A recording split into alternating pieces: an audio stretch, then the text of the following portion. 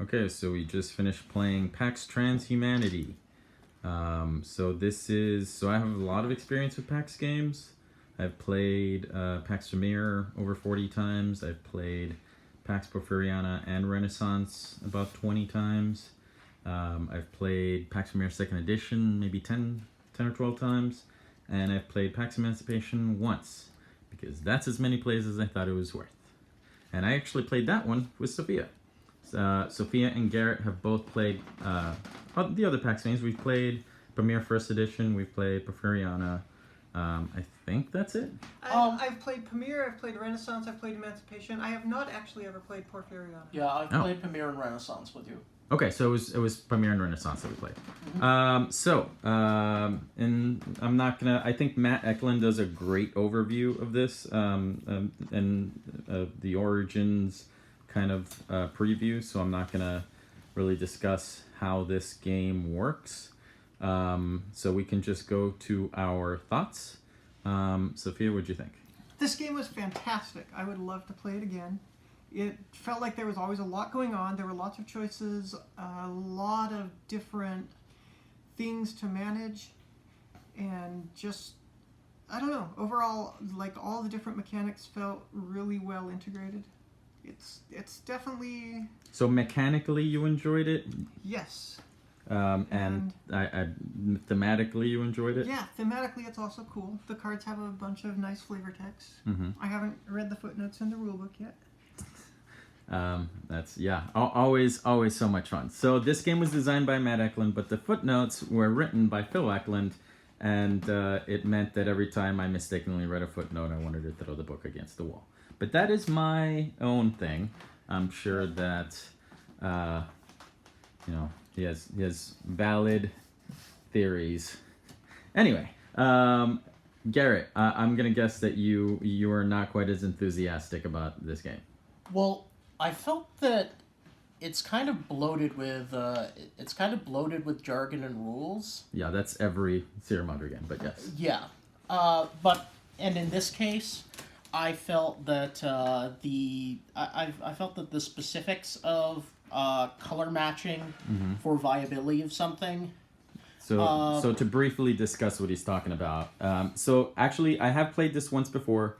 At BGG Con, but I think we played it wrong in that I thought that to make essentially a very, very short overview is that you have these things in the market, and in order to commercialize them, which is to put them over here and get things from them, they need to be viable. In order to be viable, you have to have either patents or a think tank, or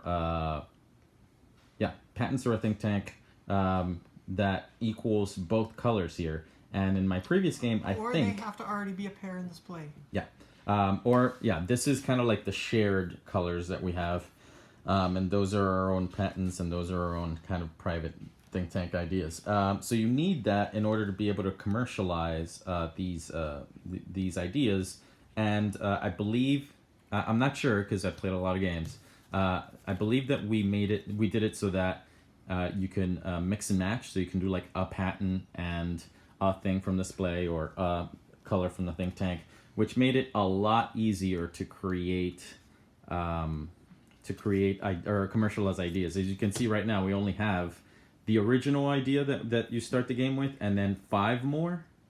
Whereas in the first game that we played, we had many more. Like, the whole thing went down. And I've seen pictures of other games where there are also plenty of things, so I have a feeling maybe other people are playing that wrong as well. But yeah. I imagine they would. I do feel like I know I at least wasted a couple of turns at the beginning not realizing how patents worked exactly. Yeah. But that's what Garrett is talking about, where doing that, finding that those color combinations and being able to do that is... can be very frustrating, which, to be fair, you all haven't played Pax Porfiriana. Pax Porfiriana is what this game is closest to, I think, and that makes sense because Matt Eklund was a co-designer on Pax Porfiriana, so it makes sense that, a lot of the same kind of feel in the game is that way. And in Pax Porfiriana, you're you're trying to build your engine. You're trying to kind of get like enterprises or just kind of get a general idea of what you're trying to do, and you're drawing a lot of cards and maybe selling a lot of cards and just trying to get things going, so it can be really slow at the start. And this is kind of the same way, where at the start you're just trying to get patents.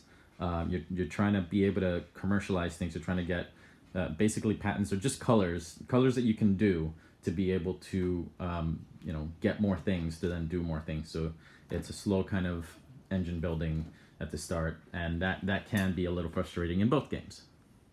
Mm-hmm. But yeah, after did you feel that was pretty much your issue the whole game, or? I felt that was. I felt that there were a lot of counterintuitive elements, Mm-hmm. and that was my issue the entire game. That it just felt like there was stuff that was obtuse and didn't feel particularly streamlined for for a particularly interactive or competitive game. Do you feel felt like it's a thing that would more heavily reward familiarity than strategy in certain ways. Okay. Do you? I don't know if you recall much about your previous PAX plays because it has been a while. Do you feel like this is more the case in this game than in the other PAX games you've played? I feel that the other PAX games, they have a better tempo and there's more of a chance to swing things. Mm-hmm. And I felt that the gameplay was, with the exception of endgame scoring, Mm-hmm. was much more intuitive. But once you understand endgame scoring in PAX Premier, it becomes a much more intuitive experience. And I felt that this was in a lot of ways a counterintuitive experience. Although I have to say that the cards are gorgeous, the theme is great, and for that alone, I think it's I think it's kind of in certain ways head and shoulders above the other PAX games, which are a lot less aesthetic. Yeah. Obviously, they're much more minimalist, but at the same time, there's a balance you have to strike between being minimalistic and just having too much stuff. Yeah. I feel that there's a bit of bloat going on. I will say that that's one thing that this game benefits from over the other PAXs. It is graphically the best designed game, I would say. I mean, I like PAX Premier, but I do. They've definitely developed a visual language, going from BIOS, Genesis to Megafauna Origins. This kind of has it too, and BIOS Genesis came out the same year as PAX Renaissance, so that was the last. Well, no, Emancipation does it as well. But in any case, this is definitely. I know people that have had issues with previous games. I think this one is visually going to be more appealing to them. So yeah, my thoughts. I liked it more than I thought I was going to. After Emancipation and hearing that Emancipation lifted a lot of mechanics from this game, I was not really a fan of Emancipation for a variety of reasons that I won't go into right now.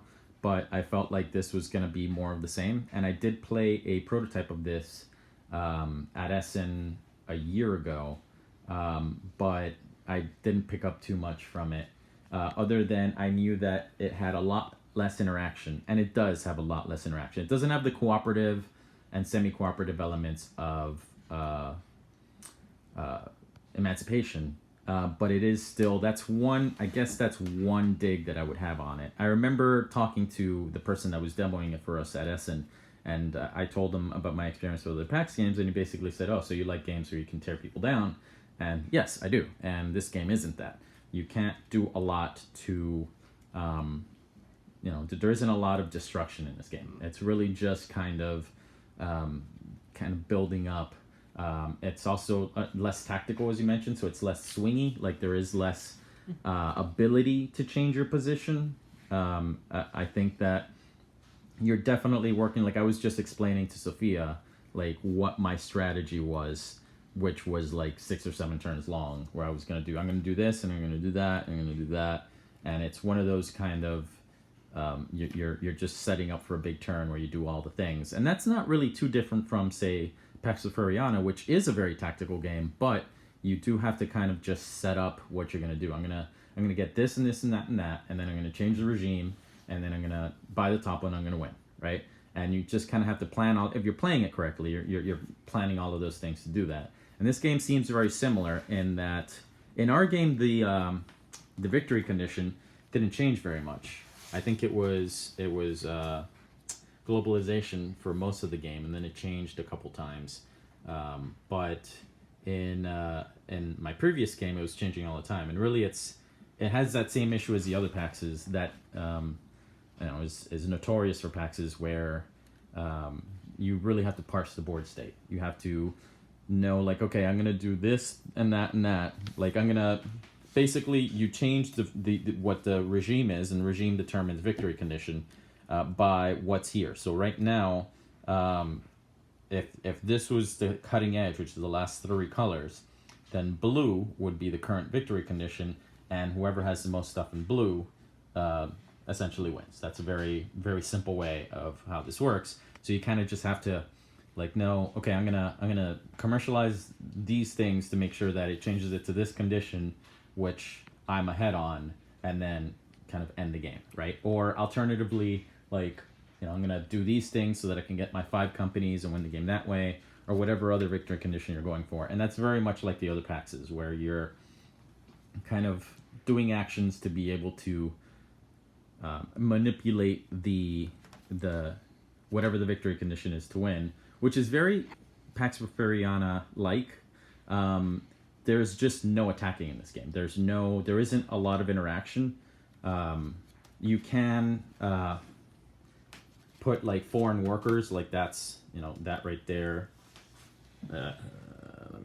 That right there is a red company with a black worker on it, and then if the red company's yours, then you can use that black worker to be able to do the work that you need to research or commercialize things. But I think that's really the only interaction that exists in the game is like direct interaction. Everything else is just kind of it's strictly worse. Yeah. The thing is, the other interactive things that involve not putting a cube on something. If you don't put a cube on something, yeah, you're interacting, but you're probably losing just as much as everybody else. That completely disincentivizes I think that offensive actions you would take. I think one thing that we didn't do enough of is cooperate. Yeah. I think that there is definitely some cooperation in that these things right here, so those stop signs are the barriers, which also exist in Emancipation, and the costs for things is dependent on how many of these barriers are covered. So if we decide to work together and we decide, okay, let's just hire things and add companies to the developing world, that'll make it cheaper for us to do things. So if you kind of work with somebody and say, hey, if we both do this, then stuff will be cheaper for the both of us, and kind of get a leg up that way. That is, like, there's some cooperation that you can do there, and we didn't really do any of that. A lot of the stuff that we were doing was just kind of our own thing. I think that's a possibility, but it's still very, it's a lot more solitaire than it has been in the previous PAXs, and I feel like that is not as good, not as fun as the previous PAXs were. So if I had to, this wouldn't be. Like, I do also really like the theme. So there's a lot of really kind of dark humor in these things, and it's just funny if for example, if you're building artificial wombs, you have to deal with the heat from the Catholics. If you're doing open source sexuality, you have to deal with prudes. There's just a lot of really kind of like, it tells an interesting story, and Pax Furiana, I think, tells the best story. So again, Matt, I feel like it definitely has Matt's touch in both cases. I do like the narrative. I like the theme. I do think that it's otherwise a little kind of solitary and puzzly, which isn't as appealing to me as the older PAXs, where it's a lot more Porphyrion is just basically like a knockdown, drag out, like, fight. You're just constantly attacking other players and taking their stuff and kind of having to deal with, you know, how do I prevent this or that. And this is really more like an engine building game where you're just kind of like, not even really an engine building game, just like a very kind of planning game. I feel like Duck Dealer, which I have somewhere in here. It's not in my splatters. I think I moved it. But anyway, it's similar to that, where you're kind of just planning a lot of little turns to be able to do the one thing that you want to do. And some, you know, that's fine, but not as appealing to me as, you know, a much more interactive game. So those are, again, this is my second play, and this is everyone's first play. Clearly with PAXs, you have to play them many more times before you can kind of get an idea of how it works and the pros and cons. And I'm happy to play this more, but I would say it's probably, you know, it doesn't, for me, the top three are still Pamir, Porphyriana, Renaissance, and then I don't know. It's a toss up after that. But it's interesting. I always appreciate Sierra Madre Games for coming out with interesting games with interesting ideas, and it is better than I thought it would be. I really like. There's kind of like, you know, I thought it would be kind of like this kumbaya, everything is great type of game, but there is a lot of kind of twisted nature in this, where in my previous game, we exploited the developing world to build stuff in the cloud, and we almost had like a monolithic mega corporation tycoon kind of win the game. So there's a lot of things that can happen. We have right here like the enslaved gods. So if, you know, if you create an AI like an self-aware AI and you don't handle it properly, the AI could escape, and you know, that's a problem. You don't want that to happen. So there's a lot of little kind of fun things in these cards, and I think that's really fun to just kind of look at all of these things and see, you know, how that story kind of plays out. But so yeah, mostly positive, mostly better than I expected. Definitely would, you know, want to continue playing it, and you know, pretty happy still with the PAX series is going, and yeah, looking forward to more plays. Anybody else curious or wanting to give any more thoughts, or? No, again, I don't have as much to compare it to. Mm-hmm. There's a couple of rules I still need to check that I think are not super clear in the rule book, but I think that's normal for the first printing of a PAX game, unfortunately. All right. So yeah, the plurality card gives different rules for scoring than the plurality in the rule book. Mm-hmm. We didn't get to there, so that didn't happen to matter, but it could have. All right. And this, if you're curious about this board, by the way, it's kind of really superfluous. The whole top half of the board is really unnecessary. It's just a lot of empty space and like 3 things to put things, and then these chits. So if you're thinking about, well, you know, do I want to get the board for Transhumanity or use the board, it's not as useful as the Porphyriana board or the Pamir board. But you know, it's still it's okay. The rest of the game is, you know, great, great quality, great components. Really enjoying, you know, the kind of renaissance of SMG and Ion, making, you know, nicer looking games that I'm possibly more likely to get on the table. But yeah, looking forward to more plays, and I'll hopefully follow it up with a review. All right, thanks.